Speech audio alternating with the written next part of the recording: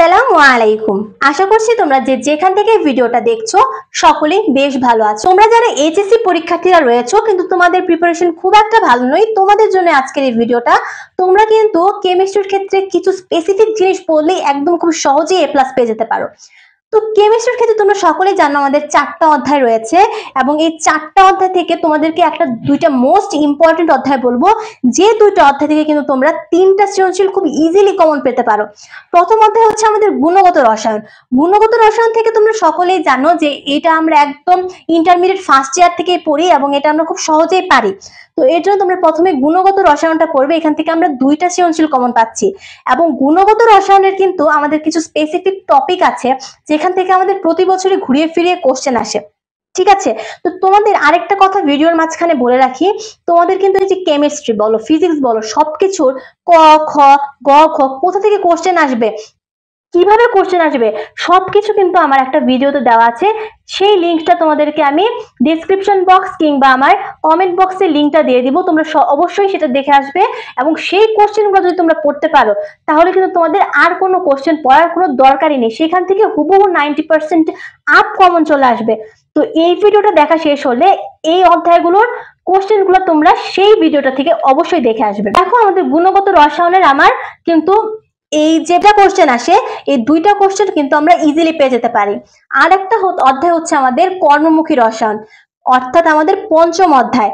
এই পঞ্চম অধ্যায় থেকে কিন্তু একটা সৃজনশীল আসে এবং ঘুরে ফিরে একটা সৃজনশীল আসে ভিনেগার প্রস্তুতি কিংবা জীবাণু নাশক বা জীবাণু কিভাবে ধ্বংস হয়, এই কোশ্চেনই চলে আসে।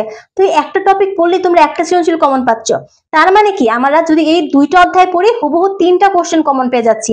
তো আমাদের জন্য কত ইজি বিষয়টা, তাই না? তুমি যদি আরো ব্যাকআপ রাখতে চাও তাহলে তুমি কিন্তু তৃতীয় অধ্যায়টা পড়ে রাখতে পারো, মৌলের পর্যাবৃত্তিক ধর্ম। এখান থেকেও কিন্তু আমাদের 2টা সৃজনশীল চলে আসতে পারে এবং এই 2টা সৃজনশীল কিন্তু আমাদের খুব ইজি হয়ে যায়। জাস্ট সংকরায়ন পড়লেই তোমরা একটা সৃজনশীল কমন পাবে।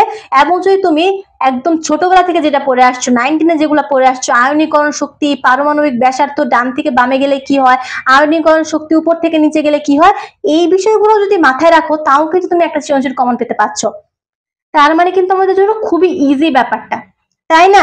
তো তোমাদের অবস্থা যাদের খুবই খারাপ তারা জাস্ট এই 2টা অধ্যায় বা এই 3টা অধ্যায় যদি পড়ো তাহলেই তোমার প্রিপারেশনটা খুব স্ট্রং হবে। তো আমাদের কেমিস্ট্রির ক্ষেত্রে কিন্তু শর্ট সিলেবাসের 4টা অধ্যায় রয়েছে এবং সেক্ষেত্রে দেখো আমাদের প্রথম অধ্যায় কিন্তু গুণগত রসায়ন। এবং গুণগত রসায়নের আমার যে জিনিসগুলো মোস্ট ইম্পর্টেন্ট সেটা হচ্ছে দেখো আমাদের কোয়ান্টাম সংখ্যা, ইলেকট্রন বিন্যাস এবং অরবিটাল। তো এর আগে তোমাদেরকে বলে রাখি আমাদের কিন্তু 4টা অধ্যায় থেকে কোশ্চেন আসবে 8টি। এবং তোমরা জেনে অবাক হবে যে গুণগত রসায়ন থেকেই কিন্তু আমাদের মোটামুটি 3টা সৃজনশীল কিন্তু এসে যায়। তোমরা জাস্ট বোর্ড কোশ্চেনগুলো অ্যানালাইসিস করলেই দেখতে পারবে যে গুণগত রসায়ন থেকে আমাদের 3টা সৃজনশীল কিন্তু দিয়ে দেয়। তাহলে বুঝতে পারছো যে এই চ্যাপ্টারটা আমাদের জন্য কত বেশি ইম্পর্টেন্ট। তো এখানে প্রথম যে টপিক সেটা হচ্ছে আমাদের কোয়ান্টাম সংখ্যা, ইলেকট্রন বিন্যাস এবং অরবিটাল।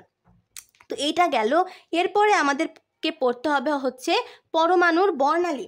তো এই পরমাণুর বর্ণালী কিন্তু আমাদের অনেক বেশি গুরুত্বপূর্ণ। তো এইখান থেকে কিন্তু আমাদের গতে কিন্তু একটা সৃজনশীল কিন্তু আমাদেরকে দিয়ে দেয়। হ্যাঁ, এটাও কিন্তু খুব ইম্পর্টেন্ট, যেটা আমাদের গতে দিয়ে দেয়। তো পরমাণুর বর্ণালীর ক্ষেত্রে কোন প্রশ্নটা আসে, ওই যে তোমার যে এটা আমাদের দৃশ্যমান হবে কি না, বা এইটা আমাদের যে বেনিয়া সহ কলা রয়েছে সেই কালারগুলোর ভিতরে কোন স্তরে গিয়ে পড়বে, তো এগুলাই কিন্তু আসে। তো দেখো আমাদের এরপরের মোস্ট ইম্পর্টেন্ট টপিক হচ্ছে দ্রাব্যতা এবং দ্রাব্যতা গুণফল।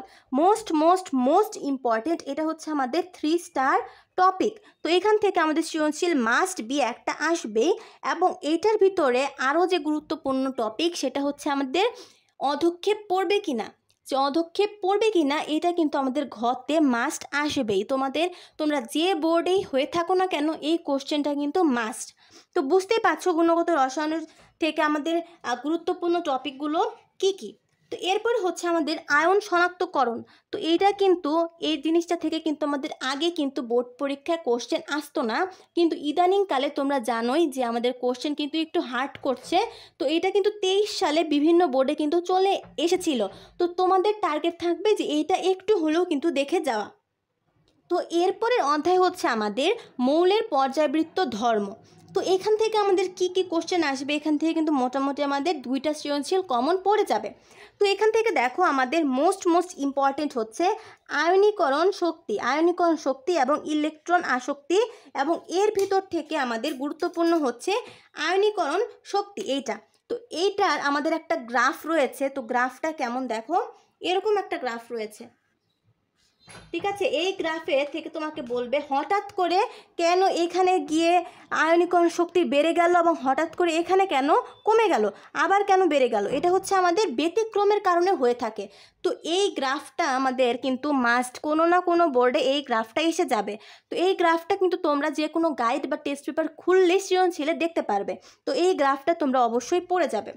তো এরপরের টপিক হচ্ছে আমাদের পর্যায়বৃত্ত ধর্মগুলি। তো আমাদের পর্যায়বৃত্ত ধর্মগুলো কোনগুলা, এই যে দেখো আমাদের স্ফুটনাঙ্ক, গলনাঙ্ক, এছাড়া আমাদের আয়নীকরণ শক্তি, ইলেকট্রন আসক্তি, এরপরে আমাদের ধাতব ধর্ম কোনটাতে বেশি, কোন মৌলের জন্য কম, তোমাদেরকে একটা চার্ট করে দিয়ে দিতে পারে এবং সেখানে বলতে পারে যে ধরো A B C D দেওয়া, তো এর তুলনায় বি এর আয়নীকরণ শক্তি বা ধাতব ধর্ম কোনটার বেশি, বা গলনাঙ্ক স্ফুটনাঙ্ক কোনটার বেশি বা কম, এই কোশ্চেনগুলো কিন্তু এসে যেতেই পারে। এরপরে তোমাদের সংকরায়ন মোস্ট ইম্পর্টেন্ট, এই সংকরায়ন থেকে একটা সৃজনশীল আমাদের কিন্তু এসে যেতে পারে। ওকে, তো এরপর হচ্ছে আমাদের ভ্যাসপার তত্ত্ব, এটাও গুরুত্বপূর্ণ যেহেতু আমাদের কিন্তু 2টা সৃজনশীল এখান থেকে আসবে। তারপর হচ্ছে আমাদের হাইড্রোজেন বন্ধন, এছাড়া রয়েছে আমাদের পোলারিটিটা কিন্তু আমাদের গুরুত্বপূর্ণ তুলনামূলক কম, কিন্তু আমাদের এই এইটা পর্যায়বৃত্ত ধর্ম, সংকরায়ন, ভ্যাসপার তত্ত্ব, তো এগুলো কিন্তু আমাদের সবথেকে বেশি গুরুত্বপূর্ণ এই অধ্যায়ের জন্য। তো এরপরের অধ্যায় হচ্ছে আমাদের রাসায়নিক পরিবর্তন।